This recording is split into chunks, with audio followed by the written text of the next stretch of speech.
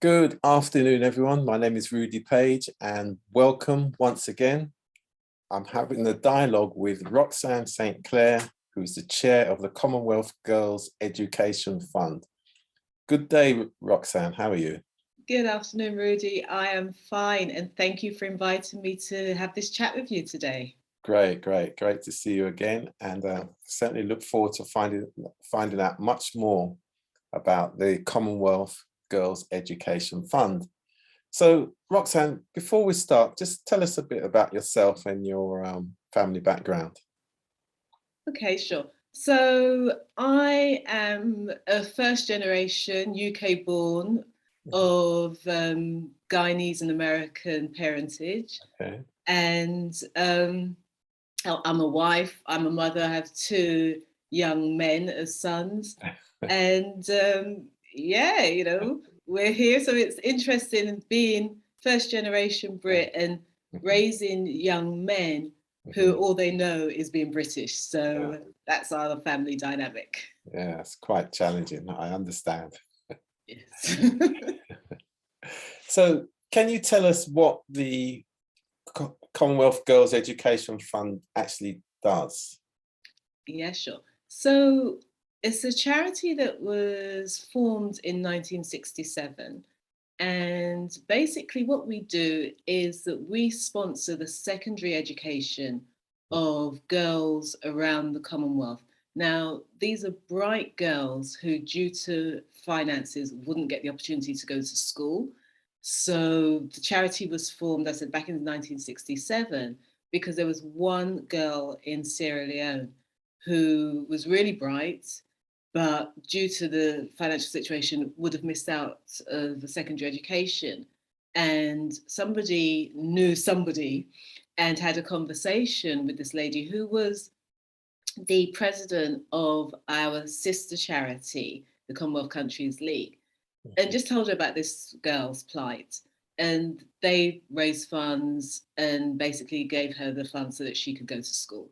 And that's how the charity started. And we've been doing the same thing ever since, but we've expanded to other Commonwealth countries. So in any one financial year, we could be sponsoring girls in up to 30 countries around the globe. And we cover, so that's Asia, Africa, Caribbean and the Americas, and the Pacific. You know, we're not sponsoring girls in Europe, but Europe is part of there are countries in Europe that are part of the Commonwealth as well. Oh, of That's what course. we do.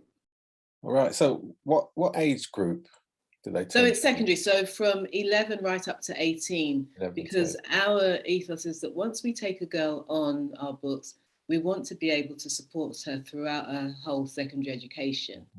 However, because we have very strict criteria, because we are a very small charity, they have to renew every year. So although we would accept a girl, we have to see her school reports. We have to understand what's going on in the family dynamics. The school still has to recommend and show that she's really trying her best to achieve her full potential.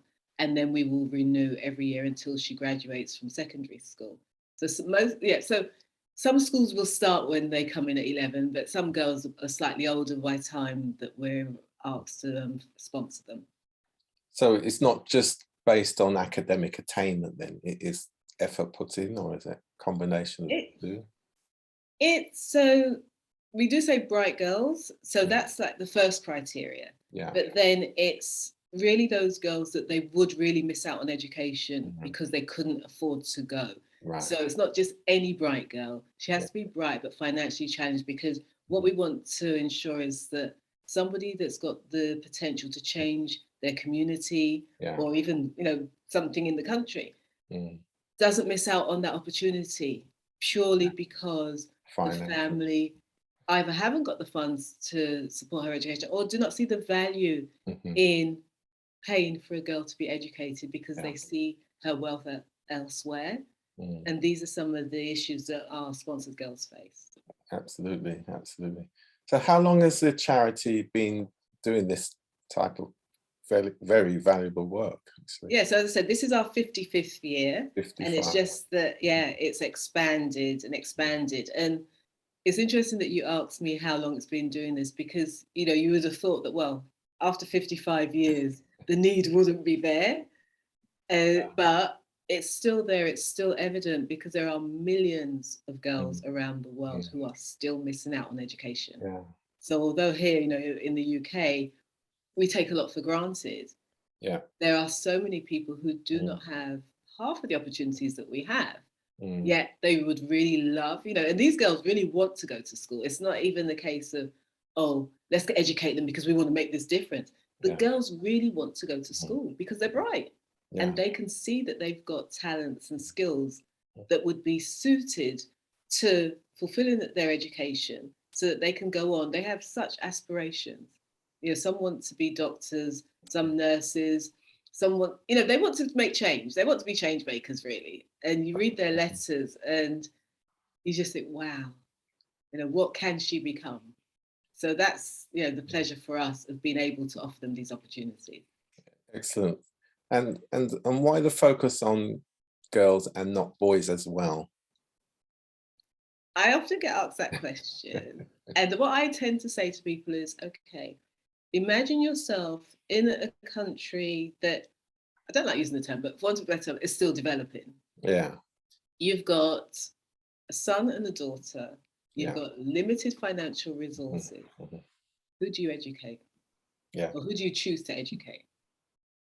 And I ask people that question, and then the penny drops. Yeah. And they realize, oh.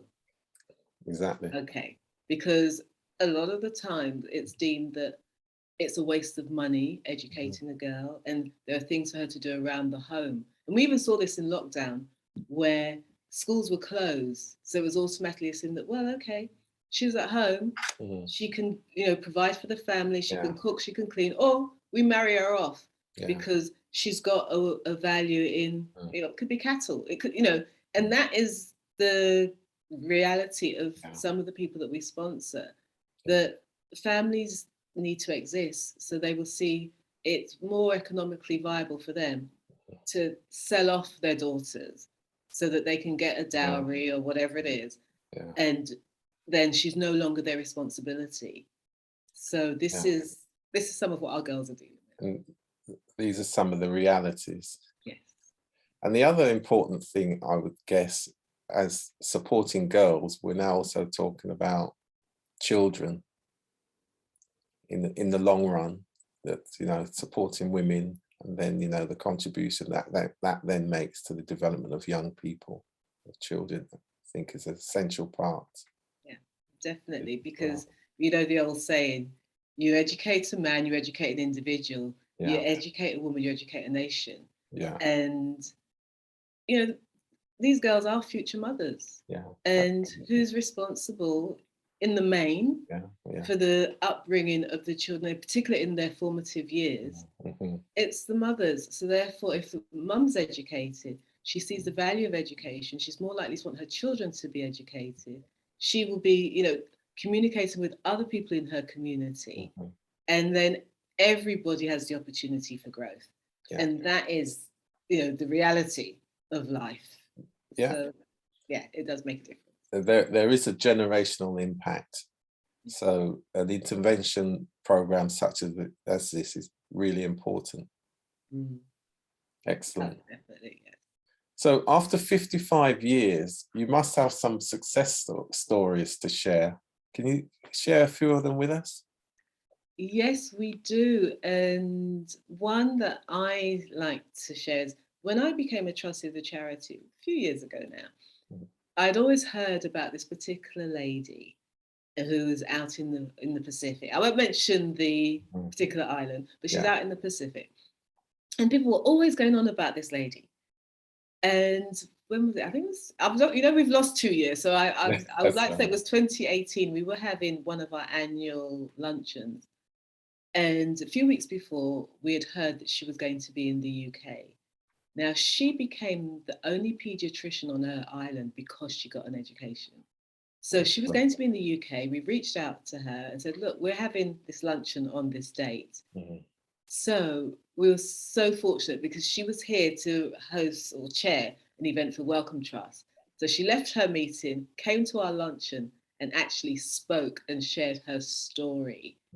And it was so humbling to actually just be in her presence, because this is a lady who was one of 11 children. Her father died when she was young, and she never ever imagined that she would even have the opportunity for an education. And she became the only pediatrician on her island. Yeah. And she has supported so many other girls and initiatives in her lifetime. So to see it come full circle, you think this is why we're doing what we do. You know, we've had another young lady who's gone and spoke at the UN. She did a one girl campaign to stamp out FGM in her region. She came here to the UK, spoke at the Commonwealth Secretariat. So, you know, these are some of the stories we hear. And we then recently we had an email from somebody who found us on social media and said, oh, you sponsored me back in 2014. And I've now qualified and I've got my law degree. Okay. And, you know, so these are when you see these stories, yeah, you realize that, well, the impact that we're actually having is far greater than just educating one person. It's that ripple effect. Absolutely. Going around. And it sounds as though you could have quite an influential alumni as well. You've hit the nail on the head, which we are still building and working on, because we've had, you know, that's a project in itself. Yeah. And we do see our alumni as, you know, our greatest champions, really, because they know the value of the sponsorship. So, yeah. Excellent, excellent. So how can people get involved with the charity or help? So how they can get involved is they can join our mailing list. So if they come onto our website, which is www.cgefund.org, they can get onto our mailing list, they can donate. We have an annual fair that's put on by our sister organisation in November. And we're often looking for volunteers to come and help us on the day, because it's a great event, which you've attended. And it takes a lot of work. However, it's such a great day. It's one of a kind day. We have representatives from most of the 54 nations that are members of the Commonwealth family. And there's just so much to do. You've got food, you've got different merchandise, you've got entertainment. Yeah, it's like you go taking a trip around the Commonwealth in one day. That's how we see it. And it happens at Kensington Town Hall. And if you just get in contact with us, you can also email our administrative secretary, which is adminsec@cgefund.org, and just put, you know, fair volunteer or fair information in the subject line, and let's find out. We can always have a conversation.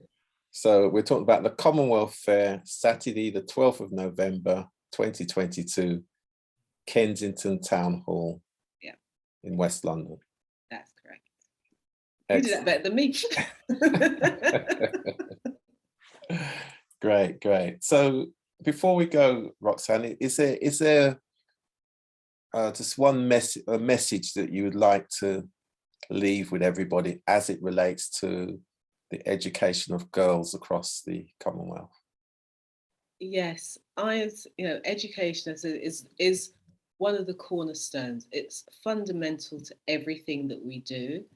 And I would say that even if, and this is going to be a plea here, but even if all you've got is £5, do donate it, do get on our mailing list.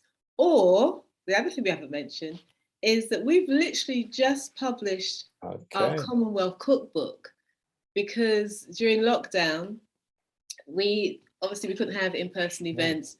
So we had a Commonwealth cook-off where people did things online, and the cookbook is the product of the cook-off, and it's available on Amazon, and it is called the Commonwealth Cookbook. There are recipes from many different contributors, some of which are notable names. So we've had the spouse of the High Commissioner of Jamaica put in a recipe. No prizes for guessing what the recipe is. And we've also had the former Speaker of the House in Dominica. She put in a recipe as well. So we've had some good contributions. We've had some chefs, notable chefs in their countries, put in recipes, and we've had regular folk like myself and you putting in recipes as well. So there's a mixture of recipes from about, I think, 30 of the countries in there, and you've got some starters, some mains, some desserts. There's a mixture of things in there. So if you like to cook. Yeah, the Commonwealth cookbook. So that's Dr. Lola Ramakan. Yes. Yes. Yes. Yes. So she's in there. And you've also got the Honourable Alex Boyd Knights as well. From Dominica, yes. From Dominica. Excellent. So that's the support from the High Commissions.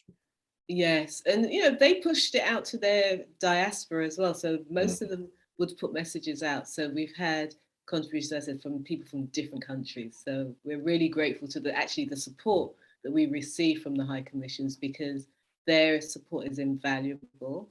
And you know, they've been championing the cause since day one. So we're very fortunate in that way. And of course, the book will be available at the Commonwealth Fair on Saturday, the 12th of November as well, won't it? We're sure.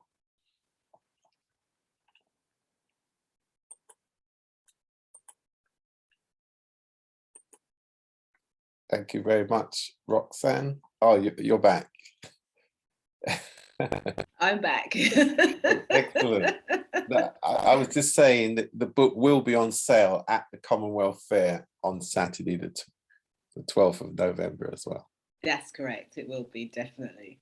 Excellent. Excellent. Okay, so thank you very much for that, Roxanne. And we certainly look forward to, you know, ensuring that girls can get the support for their education across the Commonwealth. Well done. Okay, well, thank you thank you for inviting me to have this conversation with you today. And thank you to everybody for listening, and those that reach out to us as well, because we love what we do and we can continue making a difference. That's what we're here for. Great. Thank you. Okay, take care. Bye. Bye.